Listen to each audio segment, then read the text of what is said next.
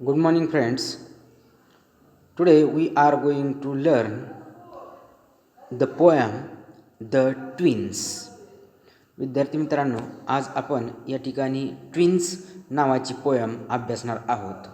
तर ट्विन्स याचा अर्थ होतो द ट्विन्स म्हणजे जुळी असा त्याचा अर्थ होतो, म्हणजे एकसारखे दिसणारे. There are twins in boys and in girls also. आता जुळी म्हटल्यानंतर मुलंही असतात आणि मुलीही असतात. This is a very humorous poem. This poem is an example of hyperbole. या ठिकाणी ही जी पोयम आहे अतिशय विनोदी अशा प्रकारची कविता आहे आणि ही कविता अतिशयोक्ती या फिगर्स ऑफ स्पीच म्हणजे अलंकार आपण ज्याला म्हणतो, ही जी कविता आहे ती हायपरबोल अतिशयोक्तीचं उदाहरण आहे. अतिशय विनोदी पद्धतीनं या ठिकाणी या कवितेमध्ये अनेक प्रसंग सांगण्यात आलेले आहेत. But before starting the poem I will tell you the meaning of some words. या ठिकाणी बरेचसे शब्द दिले आहेत, त्या शब्दांचे अर्थ तुम्हाला मी पहिल्यांदा सांगतो आणि नंतर आपण कविता बघूया. तर पहा, पहिला जो शब्द आहे तो इथं आपल्याला दिलेला आहे फॉर्म अँड फीचर. त्याचा अर्थ काय होतो? स्ट्रक्चर अँड अपिअरन्स, म्हणजे रूप स्वरूप कशा प्रकारचं आहे त्याला आपण म्हणतो फॉर्म अँड फीचर, म्हणजे रूप स्वरूप. Next word is taking. आता टेक म्हणजे घेणे देणे असं अर्थ होतो. But here meaning is mistaking. आता पहिल्या शब्दाचा अर्थ आहे रूप स्वरूप आणि टेकिंग या शब्दाचा अर्थ होतो मिस्टेकिंग, म्हणजे दुसरा समजणे, एकाला दुसरा समजणे असा त्याचा अर्थ होतो. किथ अँड किन मीन्स रिलेटिव्स, म्हणजे आपण त्यांना नातेवाईक असं म्हणतो. किथ अँड किन म्हणजे नातेवाईक. The next word is pitch. Pitch means limit, height. आता लिमिट म्हणजे काय? मर्यादा. पीच या शब्दाचा अर्थ काय होतो? मर्यादा असा त्याचा अर्थ होतो. Now the next word is decree. Decree हा शब्द आहे बघा, आणि त्याचा अर्थ आपल्याला काय सांगितलेला आहे? ऑर्डर. त्याचा अर्थ जो आहे तो इथं आपल्याला ऑर्डर असं सांगितलेला आहे. ऑर्डर म्हणजे आज्ञा, डिक्री म्हणजे ऑर्डर, आज्ञा. त्यानंतर Vim, a sudden change of mind, म्हणजे एक लहरीपणा असं आपण म्हणू शकतो. सडन चेंज ऑफ माइंड म्हणजे अचानकच आपलं मन बदलतं, म्हणून त्याला आपण शब्द वापरतो लहरी. त्यानंतर क्रिस्टन म्हणजे name given to a baby at the naming ceremony. याचा अर्थ क्रिस्टन करणे म्हणजे नामकरण करणे, म्हणजे आपण नाव ठेवण्याचा कार्यक्रम असं त्याला म्हणतो. त्यानंतर फॅटल. फॅटल हा शब्द आहे तो बघा, फॅटल त्याचा अर्थ आहे leading to disaster or death. Leading म्हणजेच अतिशय हानिकारक, फॅटल म्हणजे हानिकारक. त्यानंतर dodged means continued to follow. Continued to follow म्हणजे पिछा न सोडणारा, पिछा न सोडणारा. त्यानंतर पुढचा शब्द इथे दिलेला आपल्याला फ्लॉग, म्हणजे beating up or beaten up म्हणजे मारणे. त्याचा अर्थ काय होतो? मारणे. And the next word or the last word is turn the tide means changed the situation. पहा, टर्न द टाईड म्हणजे चेंज्ड द सिच्युएशन म्हणजे परिस्थिती बदलणे किंवा इथं बदलली असा अर्थ होतो.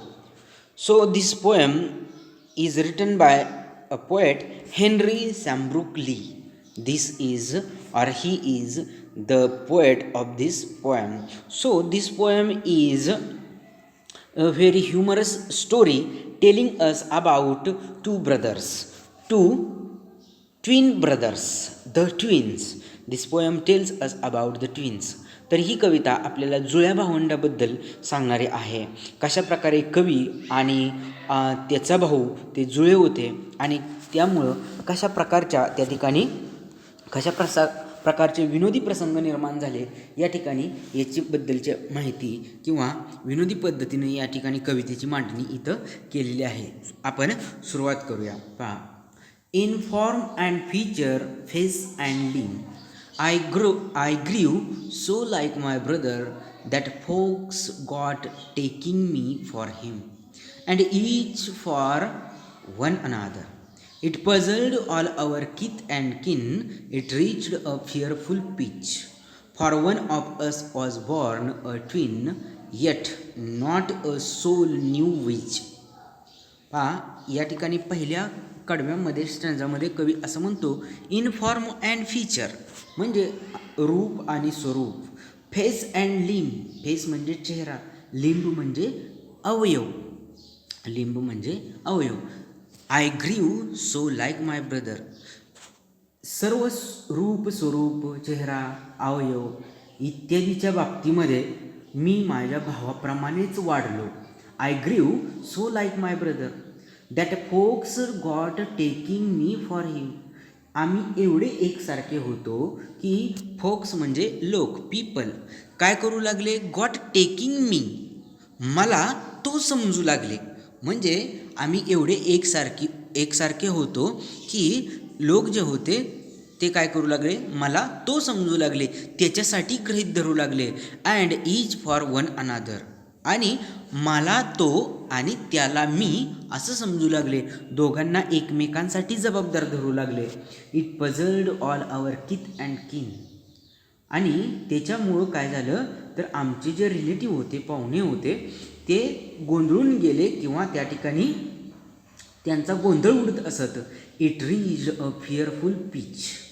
बघा, परंतु या समानता जी होती, एकसारखेपणा होता, तो एकेकाळी काय झाला तर एकेकाळी मर्यादेच्या पलीकडे गेला. अतिशय भयावह अशा प्रकारची परिस्थिती निर्माण झाली. कारण for one of us was born a twin, कारण आमच्यापैकी एक जण जो होता तो जुळा म्हणून जन्माला आलेला होता. येट नॉट अ सोल, सोलचा अर्थ आत्मा होतो, परंतु इथं व्यक्ती असा घ्यावा लागतोय. परंतु आमच्यापैकी एक जण जरी जुळा म्हणून जन्माला आलेला असला तरी कोणालाही अ सोल म्हणजे a person, a single person, एकाही व्यक्तीला माहीत नव्हतं, कोणालाही माहीत नव्हतं की आमच्यापैकी जुळा म्हणून कोण जन्माला आलेला आहे. One day to make the matter worse, before our names were fixed, as we were being watched by nurse, we got completely mixed. And thus, you see, by fate's decree, or rather nurse whim, my brother John got christened me and I got christened him. त्याच्यानंतर एके दिवशीचा प्रसंग म्हणजे काय झालं, to make the matter वर्स, परिस्थिती अतिशय वाईट झाली. Before our names were fixed, आमचं नामकरण करण्याच्या अगोदर किंवा आमची नावं दोघांची निश्चित करण्याच्या अगोदर, ज्यावेळेस we were being watched by nurse, ज्यावेळेस नर्स जी होती ती आम्हाला आंघोळ घालत होती, वी गॉट कम्प्लिटली मिक्स्ड, आम्ही दोघे एकमेकामध्ये काय झालो, पूर्णपणे आम्ही दोघे कम्प्लिटली मिक्स्ड, पूर्णपणे एकमेकामध्ये मिसळलो. या ठिकाणी थोडंसं एक्झॅगरेशन किंवा हायपरबोल, याला आपण अतिशयोक्ती म्हणतो. कवी म्हणतो की आम्ही दोघे एकमेकामध्ये अगदी मिसळलो ज्यावेळेस नर्स आम्हाला काय करत होती, आंघोळ घालत होते. And thus you see, by fate's decree, or rather nurse fame, my brother John got christened me and I got christened him. आणि मग आता तुम्ही असं म्हणू शकता की त्या ठिकाणी नशीब, फेट म्हणजे काय तर नशीब, म्हणजेच नशिबाचा आदेश असं म्हटलेलं आहे.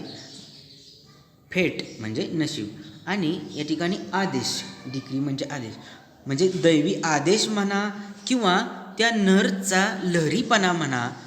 माय ब्रदर जॉन, माझा जो भाऊ होता जॉन, त्याला माझं नाव देण्यात आलं. म्हणजे या ठिकाणी तुमच्या लक्षात आलेलं असेल की जॉन हे जे नाव आहे ते कवीला द्यायचं होतं. And I got christened him, आणि मला त्याचं नाव देण्यात आलं.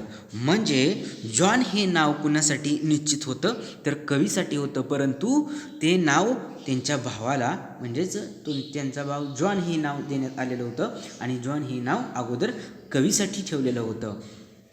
This fatal likeness even dodged my footsteps when at school, and I was always getting flogged for John turned out a fool. I put this question fruitlessly to everyone I knew. What would you do if you were me to prove that you were you? This fatal likeness, fatal म्हणजे अतिशय या ठिकाणी हानिकारक असा होतो. हा जो हानिकारक अशा प्रकारचा एकसारखेपणा होता, द लाईकनेस काय झाला, अगदी कवी म्हणतो की त्याने माझा पिच्चा जो आहे शाळेमध्ये सुद्धा सोडला नाही. And I was always getting flogged, आणि मला नेहमी काय होत असत, शिक्षा भेटत असत किंवा मला नेहमी मार भेटत असत.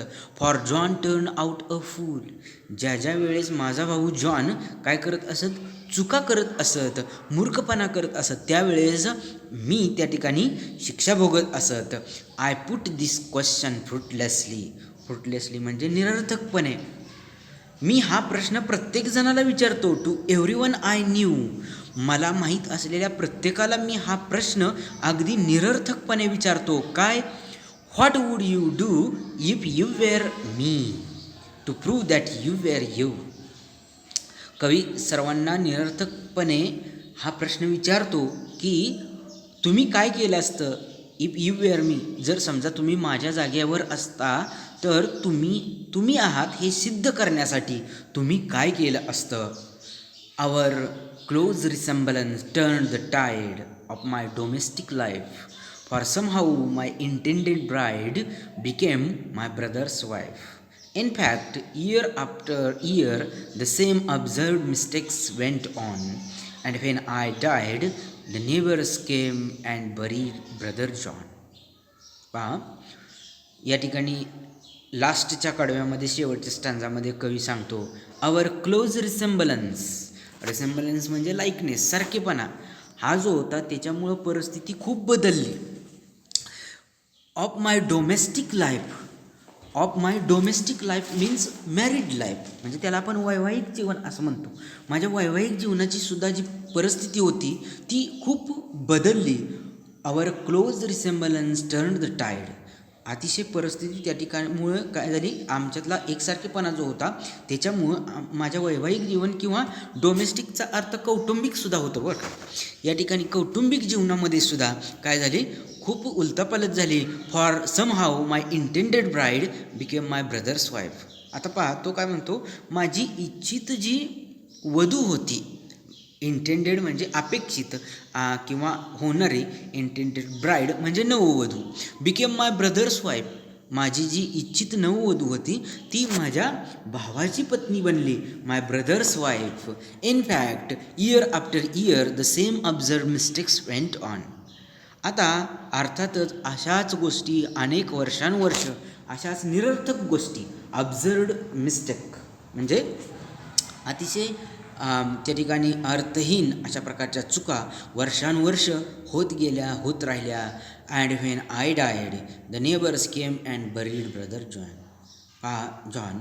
या ठिकाणी असं म्हटलेलं आहे कवी शेवटच्या ओळीमध्ये, 2 ओळीमध्ये म्हणतो की जेव्हा मी मेलो, व्हेन आय डायड, नेबर्स शेजारी काय झाले, आले, केम अँड बरीड ब्रदर जॉन, आणि माझा जो भाऊ जॉन होता त्याला त्यांनी बरी करणे म्हणजे पुरणे, त्याला त्यांनी पुरून टाकलं. So this is a very absurd and meaningless, this is very humorous and this lines are example of हायपरबोल.